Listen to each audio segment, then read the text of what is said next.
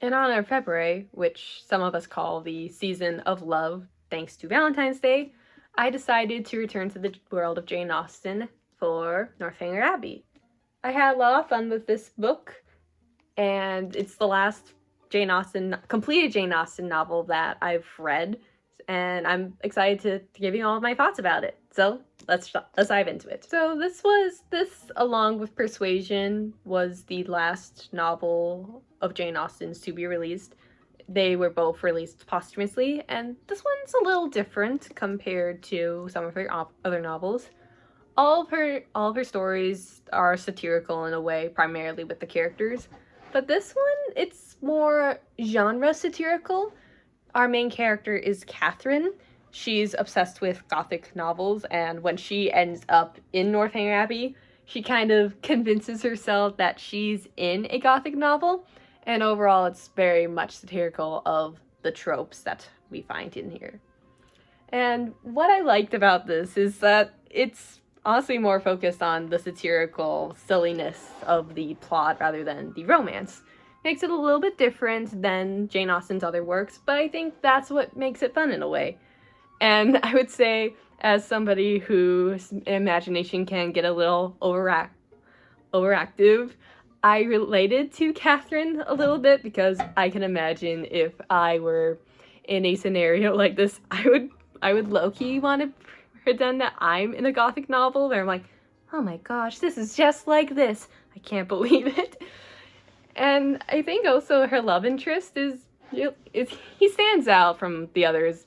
I think he gives off like a younger vibe a little bit, where a lot of the other Jane Austen novels, the love interest is a little bit older. He's like a serious man. She's not too sure about him because he's very closed off, but I believe when they first meet, he's like there. It's quick banter, and he's kind of teasing her, and he was a fun character. I really enjoyed it.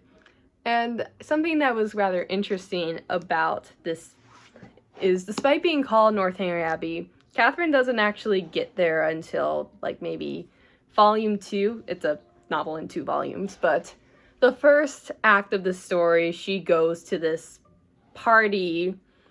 She meets a lot of the other characters. Her sister gets engaged to this, like, no, not her sister. Her brother gets engaged to her new friend. And her friend, I believe Isabella was her name. She and Catherine had a really fun relationship. I love how they were immediately bonding over books, specifically gothic novels, where it's like, oh, have you read this? Oh yes, how could I not have read it? Anyone who hasn't read it is clearly uneducated, which, as a book lover, I can relate to. And then finally, in the second act, that's when she goes off to Northanger Abbey and starts convincing herself that this is a new gothic novel that she's in. However, I would say this definitely wasn't my favorite Jane Austen novel, so let's get into my critiques. While the satirical edge is really fun, it does leave some of the characters a little underdeveloped. I mean, a huge part of Jane Austen's novels are like all the characters, well, specifically like our side characters, are deliberately meant to be one-dimensional. I remember when I read Pride and Prejudice for a class, one of my classmates called Mrs. Bennet the most one-dimensional character he had ever read, and at the end he's like, she makes no sense, and it's like, that's the point of her. And actually you do have characters like this in Northanger Abbey and all Austen's novels, but I will say, because of the satirical edge, Catherine she's a little bit underdeveloped, so she is a little bit less complex compared to the main characters in other novels. She's not like Elizabeth Bennet or Emma Woodhouse, where they start off believing this, and it's like, no, you need to think a little bit more, and you can see a lot of beauty in something that you didn't expect before.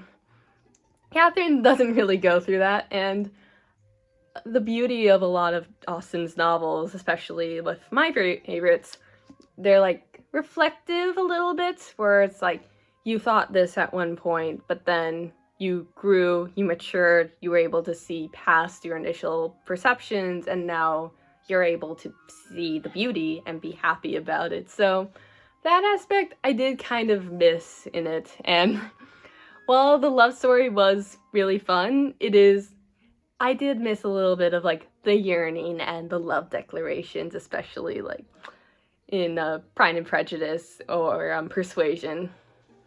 Overall, though, I did really have a fun time with Northanger Abbey. It's not my favorite Jane Austen novel, but it's still a great time, and I look forward to ranking this when next month. Look out for my Jane Austen rankings episode coming next month. So if you enjoyed this, please share this with your friends. Join me next month for my other Jane Austen video. I'm Louisa Hammond. I'll see you next time.